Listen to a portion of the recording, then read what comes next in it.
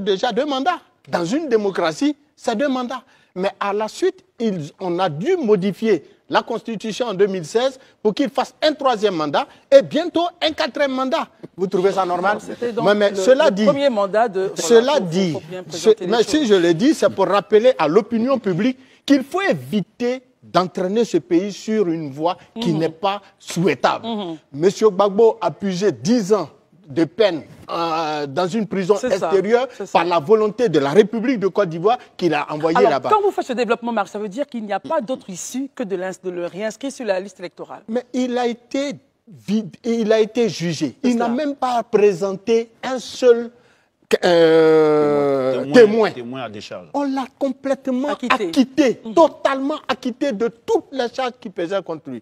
Il est rentré dans son pays. On l'a reçu tous à l'aéroport. Il a été même, le public qui a été l'accueilli a été même mieux encadré par les forces de l'ordre. Il est rentré tranquillement et aisément chez lui à la maison. Il est assis là-bas, on nous sort un autre tic-tac que les politiques connaissent bien pour dire il n'est pas éligible, il n'est pas cela. Il est éligible. Remettez-le sur la liste. Nous, les Ivoiriens, nous irons voter qui nous voulons par rapport au projet de société. Du reste, pour ma part, je l'ai toujours dénoncé, n'est pas du tout agréable, n'est pas du tout souhaitable, étant entendu qu'il est inconcevable pour quelqu'un qui a dirigé le pays pendant 10 ans de ne même pas être votant, à plus forte raison être éligible. Qui plus est, je l'ai toujours dit sur ce plateau, on ne peut pas avoir reproché à quelqu'un d'avoir braqué une banque et puis lui permettre d'être assis chez lui à la maison et se la couler douce. Vous le rappelez souvent sur ce plateau. Voilà, et c'est inacceptable. Parce que moi, comme moi, je ne peux pas braquer une banque avec une bande d'armée et puis nous retrouver en train de pavaner dans les rues d'Abidjan et à l'intérieur du pays. Il faut que nous nous retrouvions autour de la table de discussion. Et quand je dis nous, je fais allusion aux décideurs, au régime au pouvoir et à l'opposition de M. Laurent Gbagbo, c'est-à-dire au PPACI, qu'ils s'asseyent. Et nous sommes très heureux d'ailleurs que le PPACI ait dévancé le régime au pouvoir à la matière en adressant un courrier. Élysée le disait, la voie diplomatique, la voie du respect de l'autorité amènera à n'en point douter le régime au pouvoir de concéder donc à la demande des cadres et autres sympathisants ainsi que les militants du PPACI de voir M. Laurent Gbagbo refigurer sur la liste électorale. Mais il ne serait pas du tout appréciable que nous soyons en 2025 aux élections présidentielles sans voir M. Laurent Gbagbo être sur la liste électorale dès lors que M. Alassane Dramane Ouattara lui-même, à l'époque, n'était pas éligible parce qu'il croulait sous le poids d'une condamnation. Il a fallu une décision, un décret de M. Gbagbo pour le rendre candidat. Il est temps que M. Alassane Dramane Ouattara rende l'appareil à M. Laurent Gbagbo. Et c'est une suite logique de l'histoire politique de notre pays. Merci. Maître Ouanga. Merci, M. Diarra-Souba. Alors, je vais aller tout droit. Allez-y. On aime bien les gens qui vont tout droit. J'irai tout droit. Ça tombe bien. La commission électorale indépendante, donc. Mais bien avant, je voudrais rappeler à notre ami. Allez-y, c'est votre temps de parole, allez-y. Alors, je crois qu'il faut éviter d'arriver à des conclusions simplistes pour des faits aussi graves. Nous avons dit, nous n'analysons pas les décisions de justice à géométrie variable. Non, ce n'est pas ça. Nous disons que la justice de Côte d'Ivoire ne peut pas envoyer quelqu'un à la haie. Il y est retenu pour un procès et en catimini, on envoie un commissaire de justice à Yopou pour aller le chercher. Ça, c'est un fait. Le bon sens, M. Kokora. Comment on peut accepter ça? Comment on peut le faire? Est-ce qu'une justice qui se respecte peut procéder ainsi? C'est grave. Il faut le dire, il faut le dénoncer. Donc, ce n'est pas une affaire de non. Non.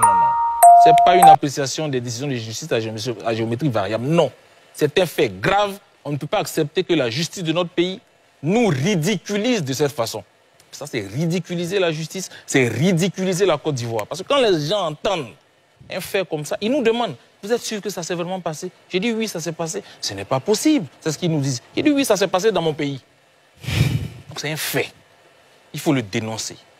Donc pour revenir à la commission électorale indépendante, M. Diarra-Souba, on s'est posé 2 questions. La commission électorale indépendante est-elle incompétente? Mais est-elle dangereuse? Finalement, c'est les deux. Elle est incompétente, pourquoi? Elle a un objectif. On lui dit, il faut aller enrôler des gens. Voilà les critères. Si tu n'atteins pas ton objectif, tu es incompétent. Vous nous sortez une liste électorale avec 60% de personnes qui ont une identité incomplète. Monsieur Diarrassouba, vous êtes patron d'une entreprise, vous envoyez un employé, aller faire un travail, et revient à 60% d'échecs. Mais il est incompétent. Il est incompétent. Tout naturellement, simplement. Donc cette commission électorale, elle est incompétente parce qu'elle ne nous a pas permis d'avoir une liste électorale qui répond aux critères qui sont prévus par la loi. Alors qu'elle a les moyens de le faire. On a dit quoi? L'ONESI l'a dit. Vous avez des appareils qui permettent, par exemple, de scanner les puces pour avoir la filiation des gens. Pourquoi on ne le fait pas? Il y a des gens qui se sont inscrits, qui se sont fait enrôler. Il y a des formulaires, nom, prénom du père, de la mère, tout ça, date et lieu de naissance. Pourquoi on ne le fait pas? Comment se fait-il que ces personnes-là sont sur la liste électorale? Il y a un problème, M. Diarrassouba. Donc cette commission électorale indépendante, manifestement, elle est incompétente. Mais deuxièmement, elle est dangereuse. Parce qu'elle nous donne un fichier électoral, une liste électorale avec laquelle on va partir et qui contient en elle-même les germes de la contestation. Parce qu'une telle liste électorale, forcément, les résultats qui vont émaner d'une telle élection, donc fondés sur cette liste électorale, seront contestés. On empêche aujourd'hui des millions de jeunes qui ont 18 ans de voter parce qu'on refuse une RLE. Donc on se choisit, on a une commission électorale, ça y est sur mesure, donc on a l'arbitre, on se choisit même ces électeurs parce qu'on écarte certains jeunes qui pourtant ont le droit de voter, on les écarte. Et finalement, qu'est-ce qui se passe? On a une commission électorale qui ne peut pas faire son travail comme elle doit le faire. Donc nous pensons que cette commission électorale indépendante doit revoir sa copie. Il y a la possibilité encore, en tenant compte de tout ce que nous avons dit. Je l'ai dit, 60% de personnes sur la liste électorale ne remplissent pas les conditions. Monsieur Diarrassouba, vous voyez les examens à grand tirage. Quand vous allez, on met le nom, Ouraga Serge Olivier, né le temps, pour me permettre de distinguer un autre Ouraga Serge Olivier de moi. La date de naissance, le lieu de naissance. Et c'est ce que la liste, c'est ce que le code électoral également a prévu. Donc, quelle est la différence entre un série d'Igbeu, qui est ici, d'un autre série d'Igbeu, si on n'a pas sa filiation? Mais donc, ce série d'Igbeu-là, il peut aller dans 10 bureaux de vote et il va aller voter avec sa pièce d'identité. Parce qu'il est série d'Igbeu. Mais il y a la biométrie qui intervient. Messieurs, s'il vous plaît, on se calme. Non, la biométrie, on l'a bien constaté, les tablettes n'ont pas toujours bien fonctionné. Alors, donc arrêtez. Très bien. Les tablettes n'ont pas... Est-ce qu'il y a un taux de... S'il vous plaît, monsieur Kokora. Est-ce qu'il y a quoi, un exemple? Monsieur Ouraga, vous venez de voir la vidéo que je vous ai présentée ici. Ce sont des vidéos qu'Alassane Ouattara n'aime pas voir. Et ça, c'est le Marius Komoué du début. Quand il venait d'arriver sur Live TV, c'est comme ça qu'il parlait. Parce que c'était un Marius Komoué qui était lucide. C'était un Marius Komoué qui menait un combat digne en tant que membre de la société civile. C'était quelqu'un qui savait ce qu'il disait. Aujourd'hui, nous avons quelqu'un qui a changé. Quelqu'un qui demande une clémence. Quelqu'un qui demande qu'on demande pardon. Quelqu'un qui demande que la bienveillance d'Alassane Ouattara puisse bien mettre le nom du président Babou dans la liste électorale. Quelqu'un qui ne reconnaît plus que c'est un droit. Quelqu'un qui ne reconnaît plus que c'est le peuple qui doit décider. C'est le peuple qui doit décider de qui il choisit. Avant, Marius Komoué reconnaissait ça. Aujourd'hui, ce n'est plus le cas. Pourquoi? Parce qu'on lui a tiré les oreilles à Live TV. On lui a dit, oui, tu peux dire certaines vérités, mais il faut essayer de les voiler. Il faut les dire en faisant un jar. Pourquoi faire un jar avec des crimes contre l'humanité? Pourquoi faire un jar quand nos frères, nos sœurs se font massacrer, se font tuer, se font exécuter aux yeux de tous sans que personne ne puisse agir?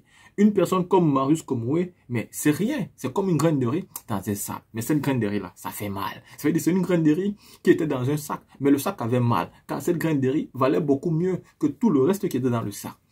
Marius Komoué, s'il parle au nom du peuple, ça fait quoi? Quand on sait le nombre de personnes qui sont sur les réseaux sociaux pour parler au nom du peuple. Regardez aujourd'hui l'acharnement qu'il y a contre Alassane, contre Tidjane Thiam. Les qui partent porter au contentieux avec le nom de Tidjane Thiam. Tous sont des militants, sympathisants, cadres du RHDP qui veulent automatiquement que Tidjane Thiam ne soit pas candidat. Et pourtant, c'est eux qui ont porté des armes pour nous dire que le président Laurent Gbagbo a sorti une loi contre ceux qui portent les boubous. En quel moment, à quelle heure, quelle année, quelle date exacte. Le président Laurent Gbagbo avait sorti une date pour qu'on ne porte plus les bobos. Aujourd'hui, vous voilà, vous partez dans des contentieux pour qu'on retire un Ivoirien sur la liste électorale parce que selon vous, il n'est pas Ivoirien.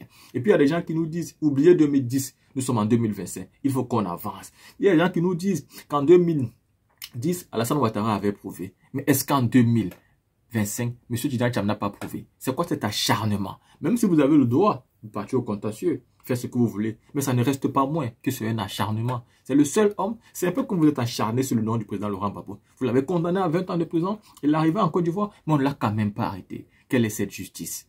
Quelle est cette façon de faire la politique? C'est honteux et c'est encore honteux. La team, voici à quoi nous sommes fiers aujourd'hui en Côte d'Ivoire. À cette politique où, quand vous parlez comme vous voyez ces gens parler là, on vous appelle, on vous menace, on vous garant.